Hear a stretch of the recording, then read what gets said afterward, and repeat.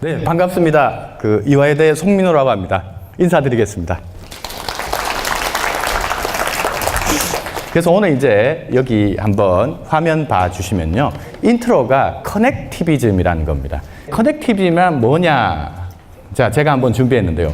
먼저 영상 하나 틀어주시겠습니까? 자, 여러분들이 이제 아마존 대시라는 영상을 보실 텐데요. 요 영상을 보실 때 하나만 한번 생각해 주세요. 왜 어린아이 목소리로 이것이 진행될까?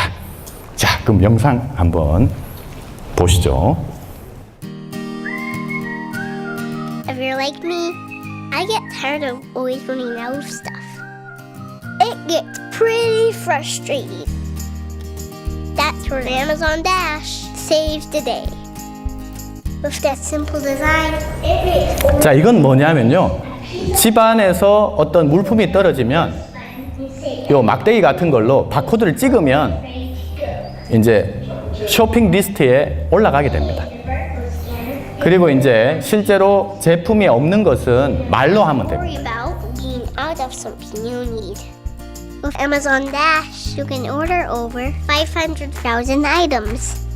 Guitar strings, strawberry yogurt, 그렇죠. 말로 하면 되죠. apples, 그럼 이렇게 쇼핑 리스트에 바로 올라가게 됩니다. On fresh website or smartphone apps. Most orders arrive the next day.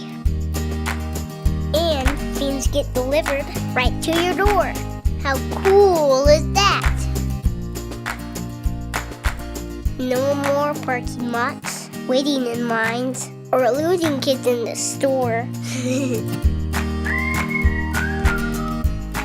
Now you'll have more time in your day, so you'll never miss those special moments. Amazon Dash. Shopping made simple. 네, 재밌죠? 영상. 네. 그래서 이제 참고로 이러한 아마존 대시 제품은 2014년도에 이제 미국에 선보였고요. 벌써 2019년도니까 약 5년이 다 돼가죠. 그래서 지금 아마존 대시에서 하고 있는 건 만약에 이제 내가 쇼핑을 할 때 주문을 하면은 2시간 내 또는 1시간 내로 배달될 수 있는 서비스를 연구하고 있다고 합니다.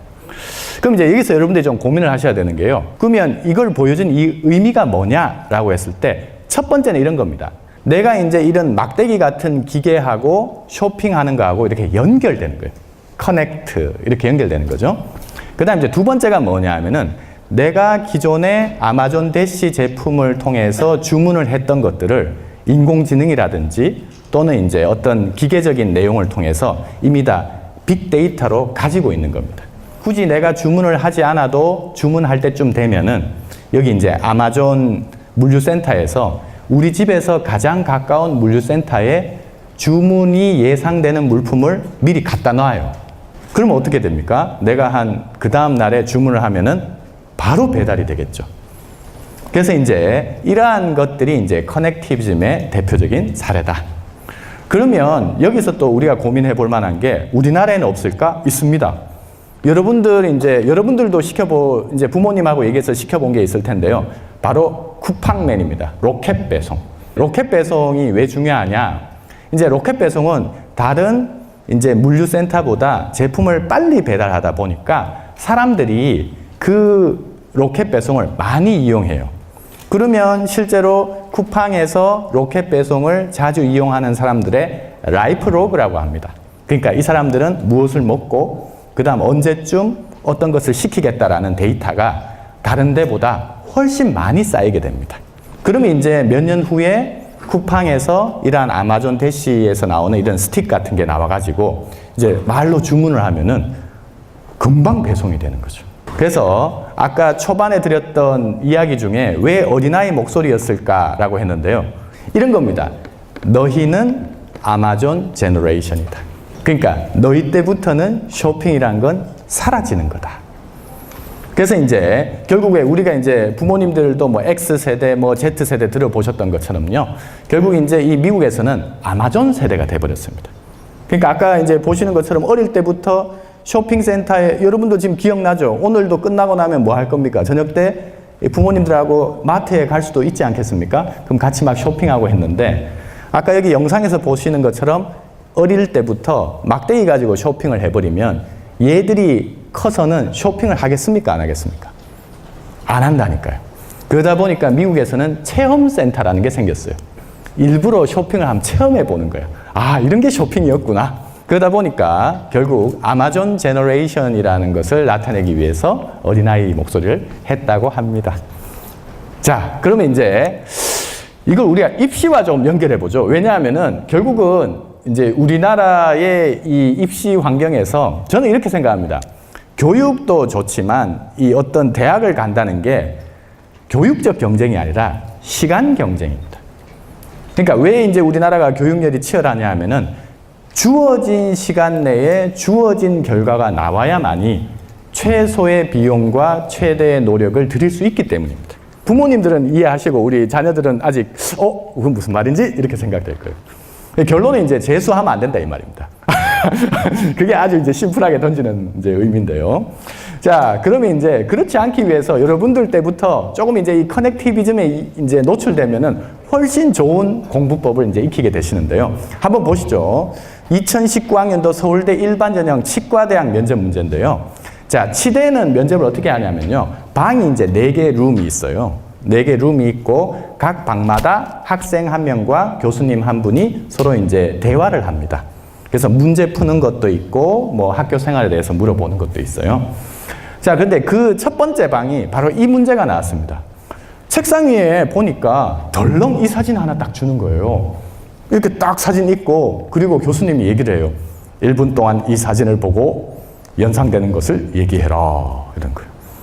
제가 한번 하나 이제 예시를 한번 보여드리죠. 저 옆에 보시면 이제 스마트폰 모양의 유행을 말하다라고 장 지글러라는 아저씨가 책을 썼어요. 2018년도 작년에 출간됐습니다. 이 책의 이제 1장에 보면 어떤 내용이 나오냐면요. 벌처 펀드 얘기가 나옵니다. 글로벌 이제 금융인데요. 쉽게 말해서 이렇게 생각하시면 돼요. 제가 아주 쉽게 한번 설명해 볼게요. 빌 게이츠 아저씨도 벌처 펀드라는 것에 투자하는데 벌처 펀드라는 말은 벌처는 대머리 독수리를 얘기하고 대머리 독수리가 아주 빠른 시간 내에 사냥을 잘한답니다. 그래가지고 이걸 이제 연상시키는 펀드인데요. 단기간에 많은 자금을 모아서 그 자금으로 어떤 사업을 벌이는 거예요. 그래서 이제 대표적으로 콩고 공화국이 이제 타겟팅이 되는데요. 뭐 예를 들면 빌 게이츠 아저씨가 한 1조 정도 내는 거예요. 나 1조 한 1년 정도 투자해 볼게 이래요. 그럼 이제 옆에 아저씨도 어떻습니까? 그럼 나는 한 2, 3조 내볼게. 이래가지고 한 100조 정도를 모읍니다. 100조 정도를 모아가지고 콩고 공화국이라는 아프리카의 한 나라에 내전을 일으킵니다. 내전을 일으키면 어떻게 되냐면요. 반란군하고 그 다음 이제 정부군하고 막 싸워요. 그러면 원래 내전을 일으키게 하려면 이 반란군에게 이제 무기를 대줘요. 공짜로. 자, 이 무기를 써봐라. 이렇게 하는 거예요. 막 무기 싸고 막 이제 재밌게 막 싸우겠죠. 그리고 나면 어떻습니까? 정부군에서 SOS를 요청하는데 국가의 국채를 글로벌 시장에 내다 팔게 됩니다. 그럼 그때 이제 빨리 이걸 현금화하기 위해서 시세보다 15%에서 20% 싸게 하는 거죠. 쉽게 말해서 10,000원짜리를 한 8,000원에 파는 거예요. 야, 빨리 사줘. 내가 할인해 줄게. 안 팔리면 한 7,000원 정도 내주는 거예요. 그러면 이제 한 100조가 있으니까 그걸 사고 무기를 공급해 주는 거죠. 그리고 나서 막 둘이 막 치열하게 싸우잖아요. 그리고 나서 또 전쟁을 종식시켜요. 자, 전쟁 그만해. 그러면 다시 어떻게 됩니까? 그 국채를 다시 회수해야 되겠죠. 이제 국채니까, 국가의 채권이니까. 그때는 이 사람들이 높은 가격으로 다시 팔게 됩니다. 그러면 결국 이제 콩고공화국은 계속 어떻습니까? 미치는 장사를 하게 되는 거죠. 그렇게 해서 어떻다? 이 아프리카 내전이 종식되지가 않습니다.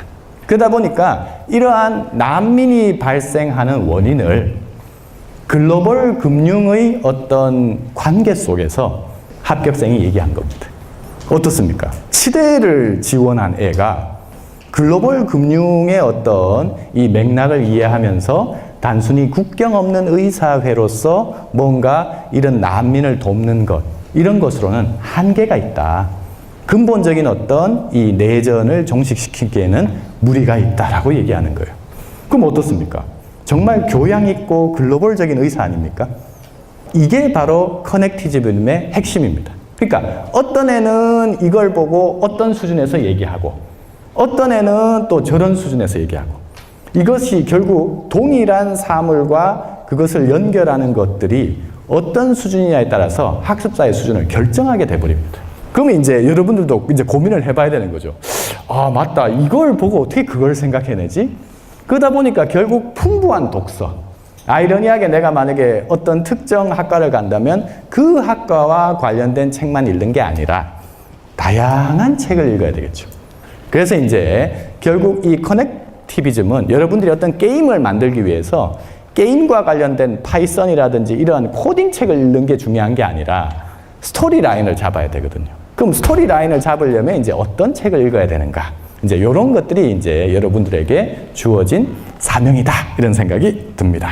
자, 그럼 여기까지 커넥티비즘 이해되시죠? 뭔가 연결한다.